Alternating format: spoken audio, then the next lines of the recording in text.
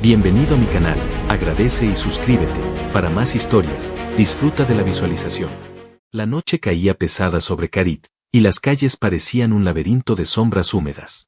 El sonido constante de la lluvia golpeando las tejas oxidadas creaba un murmullo inquietante, como si la ciudad entera estuviera respirando con dificultad. Adrián corría, esquivando charcos y callejones estrechos, con la respiración acelerada y el corazón golpeándole en el pecho. No podía detenerse, las patrullas imperiales estaban detrás, y sabía que, si lo alcanzaban, no habría juicio ni advertencia, solo un final rápido. Se adentró en una calle lateral apenas iluminada por un par de farolas parpadeantes. Allí, entre el sonido distante de botas y el olor metálico del aire, vio algo que lo obligó a detenerse en seco. Contra una pared húmeda, semisumergida en la penumbra, había una figura alta, recubierta de placas metálicas destrozadas y con un brillo apagado. El casco estaba abollado y una rendija dejaba ver unos ojos verdes, intensos y desconfiados. Ella levantó un cuchillo roto en dirección a él. La hoja reflejaba débilmente la luz de la farola más cercana, y sus labios apenas se movieron al pronunciar con voz grave y gastada: «No te acerques». Adrián la miró, empapado por la lluvia, y notó el ligero temblor en sus manos, la forma en que apoyaba el peso contra la pared para no caer. No era simplemente una amenaza. Era una advertencia de alguien que apenas podía sostenerse en pie. Él dio un paso hacia ella. «Si no acerco mis manos a esa armadura, no vas a llegar viva a la próxima esquina», dijo con calma. Ella no respondió. Sus ojos lo escudriaban, intentando descifrar si era un enemigo, un saqueador o un loco. Adrián se agachó lentamente, manteniendo las palmas abiertas para que viera que no tenía intención de atacarla. El olor a metal quemado, sangre y una fragancia extraña, suave, lo envolvió. Examinó las placas de su pecho, estaban dobladas hacia adentro, como si un impacto brutal hubiera comprimido todo su torso. Algunas piezas colgaban por un solo remache, y las correas interiores estaban rasgadas. Entre las grietas de la armadura vio manchas oscuras que la lluvia trataba de lavar sin éxito. «Esto no es solo un daño superficial», murmuró más para sí que para ella. «Si no lo arreglo ahora, te vas a asfixiar antes de que te atrapen». Ella apretó la mandíbula. El cuchillo seguía en su mano, pero ya no lo apuntaba directamente hacia él. Una ráfaga de viento levantó su capa hecha jirones, dejando ver la magnitud del daño. Adrián sacó de su cinturón un pequeño estuche con herramientas improvisadas.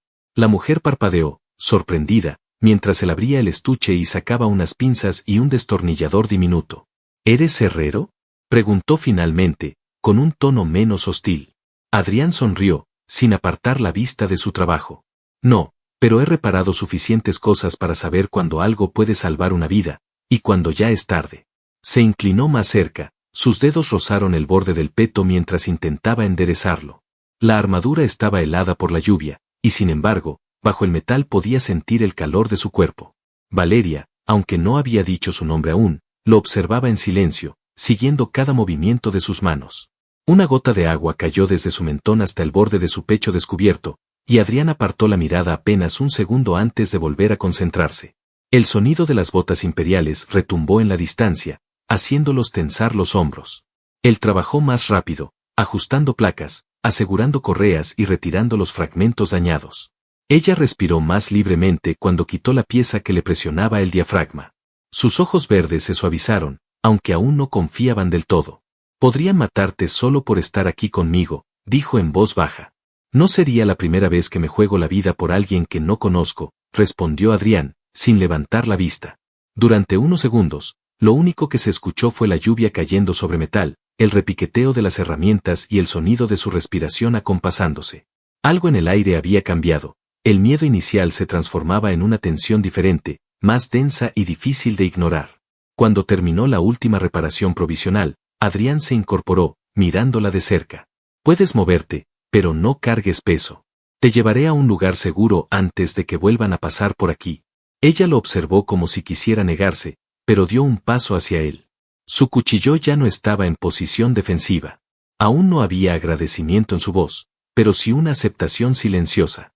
Y así, bajo una lluvia que parecía no tener fin, se internaron juntos en la oscuridad, con pasos rápidos y corazones que ya comenzaban a acompasarse. El taller improvisado donde se refugiaron estaba en la planta baja de un viejo edificio abandonado. El olor a madera húmeda, metal oxidado y aceite mecánico impregnaba el aire. Adrián encendió una pequeña lámpara de mesa, cuya luz amarillenta recortó sus siluetas contra las paredes cubiertas de herramientas, piezas sueltas y planos arrugados. Valeria, aún con su armadura parcialmente reparada, se apoyó contra una mesa al fondo. Sus ojos lo seguían mientras él colocaba con cuidado las piezas dañadas sobre el banco de trabajo. Afuera, la lluvia no daba tregua, y cada trueno parecía retumbar dentro de las paredes. Adrián abrió el estuche de herramientas y comenzó a trabajar con una concentración precisa. Martillaba suavemente para enderezar placas, ajustaba remaches y reforzaba costuras internas.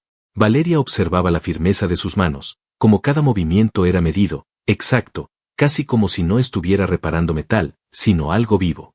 Tus manos no tiemblan, comentó ella, rompiendo el silencio. Si lo hicieran, ya no estaría aquí, respondió sin apartar la vista de su trabajo. El silencio volvió a caer, aunque no era incómodo. Había una tensión invisible, un pulso compartido que crecía con cada minuto que pasaban en el mismo espacio. Valeria se desabrochó las correas del brazo izquierdo y dejó que Adrián examinara el mecanismo interno que le permitía mover el hombro. Él se inclinó, y sus dedos rozaron brevemente su piel al retirar la pieza de metal. Ella sintió el contacto como una descarga y su respiración se hizo más lenta. Adrián, aunque no lo demostró, también sintió algo, una calidez inesperada bajo el frío del metal. Trabajó sin decir palabra, pero cada vez que sus dedos pasaban cerca de la piel de Valeria, notaba como su postura cambiaba apenas, como si estuviera evaluando si acercarse o alejarse.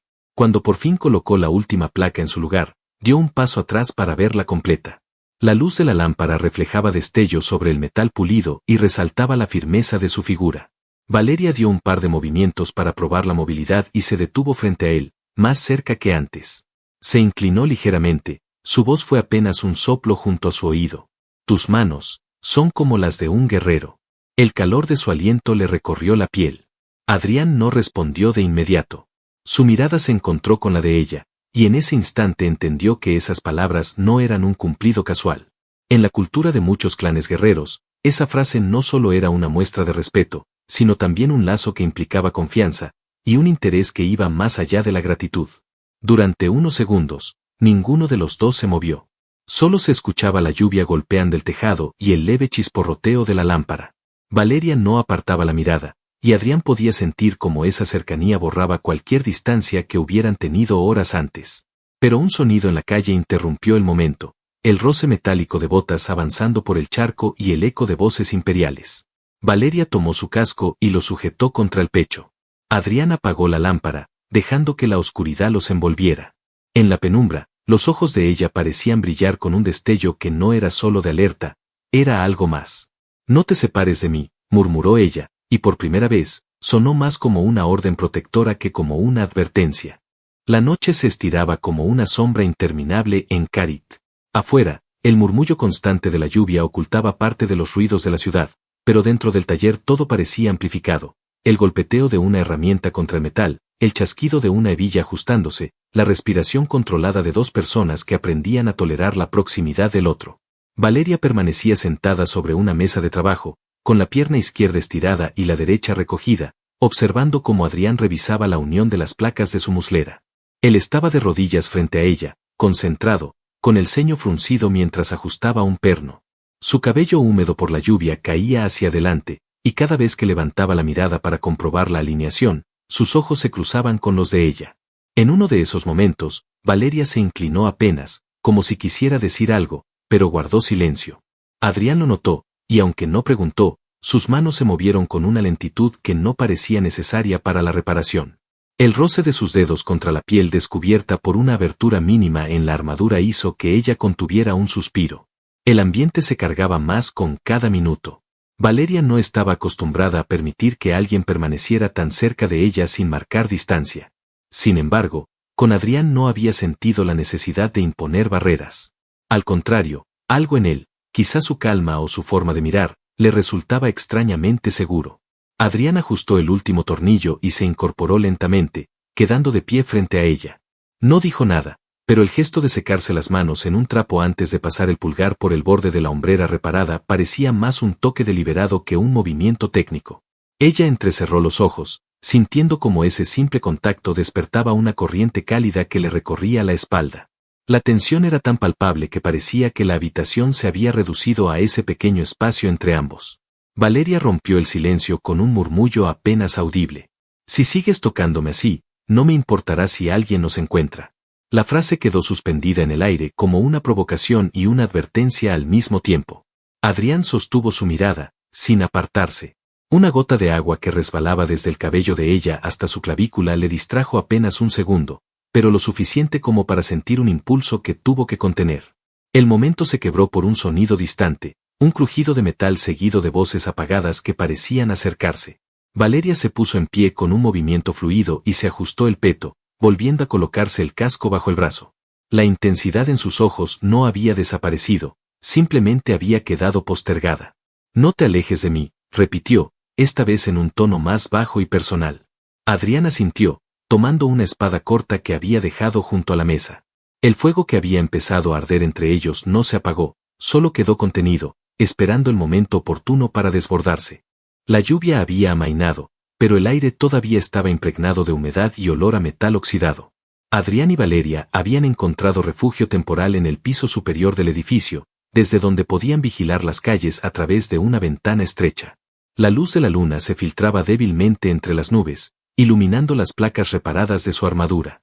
Ella permanecía de pie junto a la ventana, observando el movimiento de las patrullas en la distancia. No llevaba el casco puesto, y su cabello, aún húmedo, caía desordenado sobre sus hombros. Adrián estaba sentado en una silla vieja, afilando el filo de una hoja corta que había encontrado entre las herramientas. El silencio entre ellos no era incómodo, más bien estaba cargado de una expectación tensa. Valeria rompió el mutismo con una confesión abrupta. Soy capitana en el Frente Libre de Carit. El Imperio me quiere muerta desde hace 3 años. Adrián levantó la vista. No parecía sorprendido, pero sí más atento. ¿Qué hiciste para ganarte ese honor? Ella se apartó de la ventana y caminó hacia él, con pasos lentos. Lideré un asalto contra un transporte imperial que llevaba prisioneros políticos. Los liberamos, pero lo que no sabíamos era que entre ellos viajaba un oficial infiltrado. Perdimos a la mitad de mi escuadrón esa noche. Desde entonces, me cazan sin descanso. Se detuvo frente a él, con la mirada fija en la suya. Si me encuentran contigo, no preguntarán quién eres. Te matarán solo por estar aquí. Adrián sostuvo el contacto visual, sin un atisbo de duda. Entonces que vengan. Valeria parpadeó, como si la respuesta no hubiera sido la que esperaba.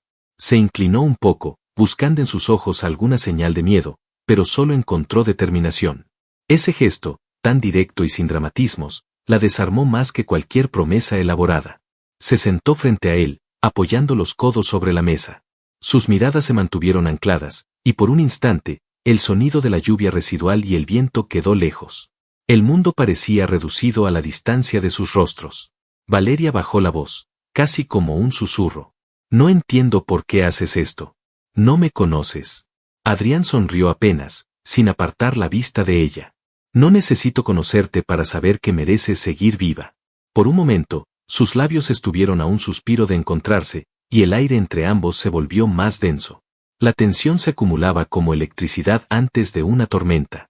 Pero el destino no les dio tregua, un estruendo metálico, seguido del eco de pasos rápidos y órdenes gritadas, irrumpió desde la calle. Valeria se levantó de inmediato, encajándose el casco y ajustando el peto.